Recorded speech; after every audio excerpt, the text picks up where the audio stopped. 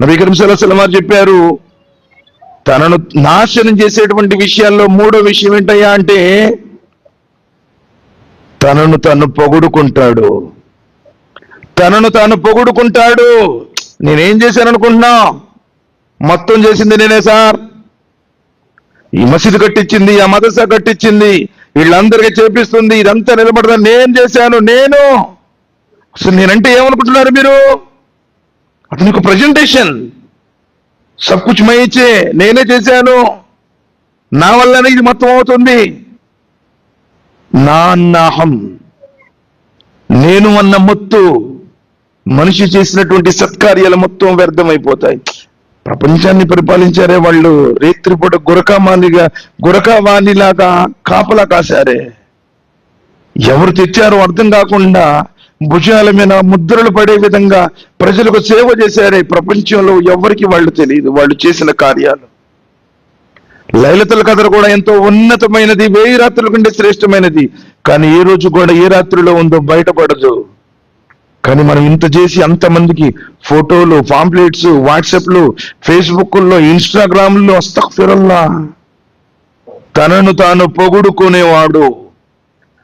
ఖుద్కా tariff కర్లేతే ఉన్నో, అందరిలో వాడు పొగుడుకుంటాడు, అందరూ పొగడాలనుకుంటాడు. అస్తగ్ఫిరుల్లాహ్. ప్రతి నమాజులో చెప్తున్నాం, అల్హమ్దులిల్లాహి రబ్బిల్ ఆలమీన్, తమామ్ తారీఫ్ ఉసి అల్లాహ్ రబ్బుల్ ఆలమీన్ కే లియే. మరి నీకు పొగడతలేదు, ఎవడయ్యా నువ్వు? ఆయన ఇచ్చాడు కాబట్టి జ్ఞానం సంపాదిస్తున్నావు, ఆయన ఇచ్చాడు కాబట్టి ఆరోగ్యంలో తిరుగుతూ ఉన్నావు, ఆయన ప్రసాదించినటువంటి అనుగ్రహాలు ఇవన్నీ. నువ్వేదైనా చేస్తున్నావంటే అది నీ టాలెంట్ కాదు, అది నీ ప్రభు అల్లాహ్ సుబ్హానహు వ తఆలా నీకు ఇచ్చినటువంటి వరాలు. కాబట్టి నిన్ను నువ్వు పొగుడుకోవడం మానుకో. నేను ఒక ఆలింనను, నేను ఒక దాయినను, నేను ఒక అమీర్నను, లేకపోతే నేను ఒక ప్రసంగికున్నాను, లేకపోతే నేను మసీదుకి సందా ఇచ్చేవాడినను. నీ కోసం ఇస్తున్నావు, నీ ఆకృతి కోసం ఇస్తున్నావు, నీ సమాధిని బాధల్ని తప్పించుకోవడం ఇస్తున్నావు, నరకముని అగ్నిగుండం నుండి కాపాడుకోవడం ఇస్తున్నావు. కాబట్టి నిన్ను పొగుడుకోవటం తగ్గించుకో. అల్లాహ్ను పొగుడు. నబీ కరీం సల్లల్లాహు అలైహి వసల్లం ఈ విషయం కూడా చెప్పారు, ఎవరైనా ముఖస్తుతి చేస్తే వాడి ముఖం మీద మన్ను కొట్టండి, ఎందుకంటే నువ్వు పొగుడుకుంటున్నావు అంటే నువ్వు నాశనం చేసుకుంటున్నావు అని అర్థం.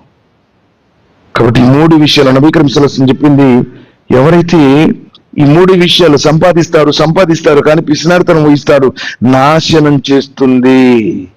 తన మనసు చెప్పినట్టు వినేవాడు, మనసుని అల్లాగా చేసుకునేవాడు, అల్లా మీద ఈమాన్ ఉందంటాడు కానీ అది డూబు, వాడు మనసు చెప్పినట్టే వింటాడు.